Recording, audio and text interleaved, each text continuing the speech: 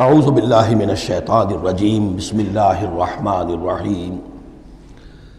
یہ قرآن مجید کے وسط میں دو عظیم خزانے ہیں حکمت قرآنی کے، سورہ بنی اسرائیل اور سورۃ الکہف، اور یہ نہایت حسین و جمیل جوڑا ہے۔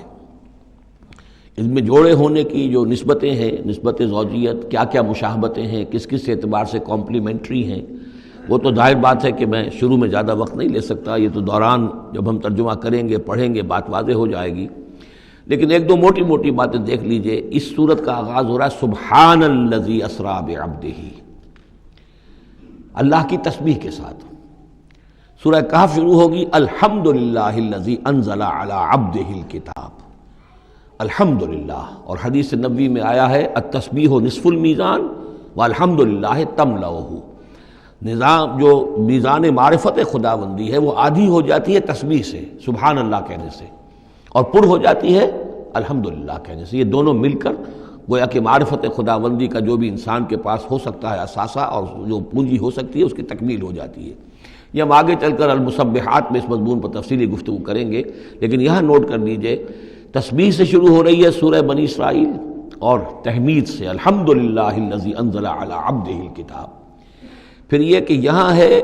ذکر اللہ اپنے بندے کو لے گیا، وہاں ہے اللہ نے اپنے بندے پر کتاب اتاری، یہ گویا کہ ریسیپروکل معاملہ ہو رہا ہے۔ دونوں جگہ عبد کا لفظ آیا، رسول کا لفظ نہیں آیا۔ سبحان الذی اسریٰ بعبدہ، الحمدللہ الذی انزل علی عبدہ الکتاب۔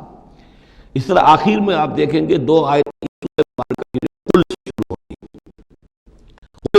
قل الرحمن ایما تدعوا فلہ الاسماء الحسنی، اسی طریقے سے آخری آیت بھی ہے،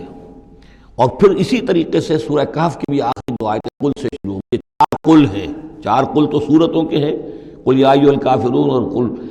ھو اللہ احد اور قل اعوذ برب الفلق اور قل اعوذ برب الناس، چار قل بہت مشہور ہیں، لیکن یہ چار قل جو ہیں، دو آیتیں قل والی یہ سورہ بنی اسرائیل کی آیتیں، اور دو آیتیں قل والی جو سورہ کہف، نہایت عظیم آیات ہیں، اور ان دونوں میں بھی وہی ریسیپروکل نسبت ہوگی کی طرف کہ میں نے اشارہ کیا ہے۔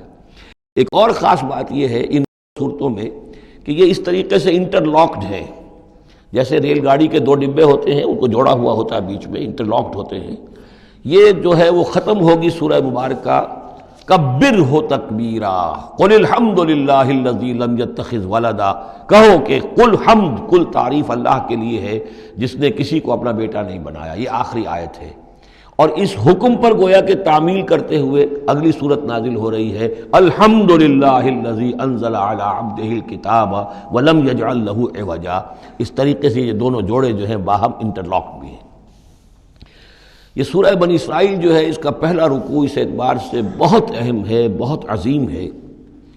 کہ اس میں بنی اسرائیل کی تاریخ کے چار ادوار کا تذکرہ ہے جو کہ حضور صلی اللہ علیہ وسلم کی بعثت تک گزر چکے تھے۔ 2000 برس کی تاریخ ان کی ہے جس کو کہ چار ادوار میں یہاں چار آیتوں میں سمو کر بیان کر دیا گیا۔ اس کا ہمارے لیے فائدہ کیا ہے کہ ایک حدیث نبوی میں آیا ہے لَيَأْتِيَنَّ عَلَىٰ أُمَّتِي مَا أَتَىٰ عَلَىٰ بَنِي إِسْرَائِيلَ حَزْوَ النَّعْلِ بِالنَّعْلِ، میری امت پر بھی وہ تمام حالات وارد ہو کر رہیں گے جو بنی اسرائیل پر وارد ہوئے، بالکل ایسے جیسے کہ ایک جوتی دوسری جوتی سے مشابہ ہوتی ہے۔ جوتیوں کا جوڑا زمین پر رکھا ہو تو آپ کو مختلف نظر آئیں گے، جوتیوں کے رخ جو ہیں وہ مختلف ہوں گے پنجوں کے حساب سے، لیکن اگر ان کے تلووں کو جوڑ دیں گے تو معلوم ہوگا کہ ان میں کوئی فرق نہیں ہے۔ تو اسی طریقے سے چار ادوار امت مسلمہ، امت محمد صلی اللہ علیہ وسلم کی تاریخ کے گزر چکے ہیں۔ تو گویا کہ اپنے آپ کو سمجھنے کے لیے بھی یہ آئینہ جو ہے ان آیات میں جو تاریخ بنی اسرائیل کا آ رہا ہے وہ بہت مفید ہے۔ چنانچہ اس پر میں نے ایک مضمون لکھا تھا، وہ پھر پہلے تو اب چھپتا ہے چھوٹی شکل میں، وہ ایک کتابچہ ہے تنظیم اسلامی کا تاریخی پس منظر، اور اس کے بعد ایک بڑی کتاب بھی اب آ چکی ہے سابقہ اور موجودہ مسلمان امتوں کا ماضی، حال اور مستقبل، اردو میں وہ کتاب بھی موجود ہے جو اس موضوع پر ہے، لیکن اس ضمن میں جو کچھ مجھ پر کھلا ہے وہ در حقیقت ان آیات کے حوالے سے اور اس حدیث کی کنجی سے۔ وہ حدیث جو ہے گویا کہ وہ ایک کنجی کی حیثیت رکھتی تھی جس سے کہ میں نے ان آیات میں جو خزانہ مضمر ہے علم کا اور معرفت کا اور معلومات کا، اس کو میں نے کھولا ہے اللہ کے فضل و کرم سے۔ اب جو ہے انگریزی میں بھی یہ کتابچہ جو ہے چھوٹا بھی موجود ہے، rise and fall of the Muslim ummah, اور دوسری طرف انگریزی میں اب دوسری کتاب کی بھی ترجمانی آ گئی ہے لیسنز فرام ہسٹری، اور وہ سب کے سب جیسا کہ میں نے عرض کیا یہاں سے ماخوذ ہے۔ سبحان الذی اسری بعبدہ لیلا من المسجد الحرام الی المسجد الاقصی، پاک ہے وہ ذات کہ جو لے گئی راتوں رات اپنے بندے کو صلی اللہ علیہ وسلم مسجد الحرام سے، یعنی مکہ مکرمہ خانہ کعبہ کے پاس سے، الی المسجد الاقصی، دور کی مسجد کی طرف، یعنی یروشلم بیت مسجد اقصی جو کہ قبلہ رہا ہے بنی اسرائیل کا، الذی بارکنا حولہ، جس کے ماحول کو ہم نے بابرکت بنایا ہے۔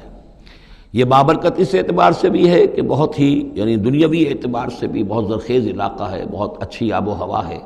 اور اس اعتبار سے بھی کہ یہاں سینکڑوں نبی آئے ہیں، وہ حضرت ابراہیم کا مدفن بھی وہیں ہے،